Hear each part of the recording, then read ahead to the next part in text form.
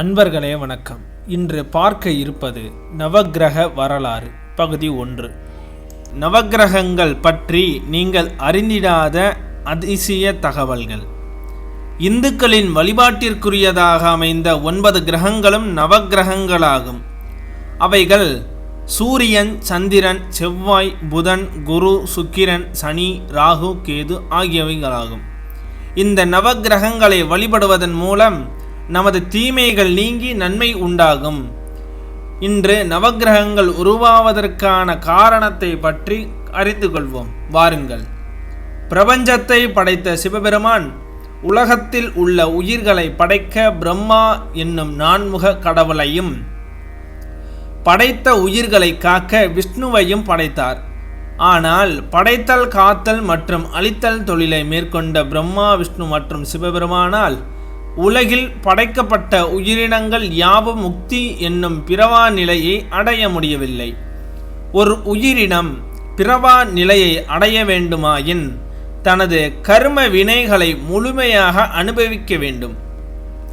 இவ்வாறு ஒரு உயிரினம் தன் கர்ம வினைகளை சரிவர பாவங்கள் மற்றும் நன்மைகளை அனுபவித்து முக்தி பெற சிவபெருமானிடமிருந்து உருவாக்கப்பட்ட நவநாயகர்களே நவக்கிரகங்களாகும். இவர்கள் அனைவரும் சிவபெருமானுக்கு மட்டுமே கட்டுப்படுவார்கள். நவநாயகர்கள் அனைவரும் ஒரே காலகட்டத்தில் உருவானவர்கள் அல்ல. பல ரிஷிகளுக்கு முனிவர்களுக்கு மகன்களாகவும் பிறந்து அவர்களின் வழிகாட்டலின் படியும் இவர்களின் தவ வலிமையாலும் பல்வேறு இன்னல்கள் மற்றும் இடைஞ்சல்களை அனுபவித்தும் நவக்கிரக மண்டலத்தில் இணைந்தார்கள்.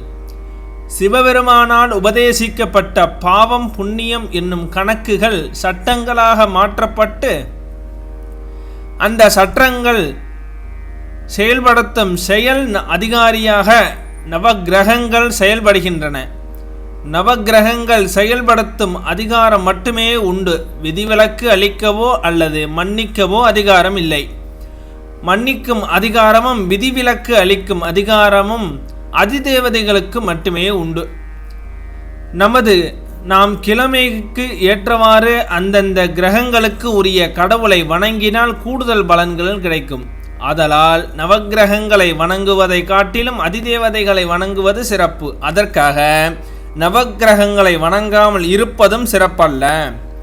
காரணம், தவறு செய்த குற்றவாளியை சட்டத்தை காக்கும் காவல்காரர்கள் குற்றவாளியை அடித்தும் அழைத்து செல்லலாம் அல்லது மரியாதையுடனும் அழைத்து செல்லலாம்.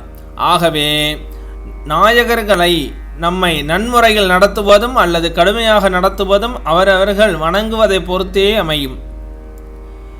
நவக்கிரகங்கள் தான் நமது உறவினர்கள்.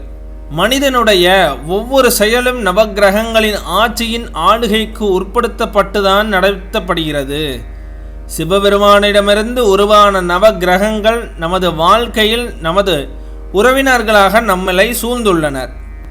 நவக்கிரகங்களில் முதலாவதாக உள்ள சூரியன் தந்தையாவார்.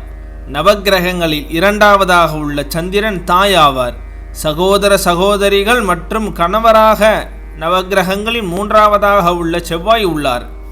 நவக்கிரகங்களில் நான்காவதாக உள்ள புதன் மாமன் மைத்துனராவார். நவக்கிரகங்களில் ஐந்தாவதாக உள்ள குரு புத்திரர்கள் ஆவார்.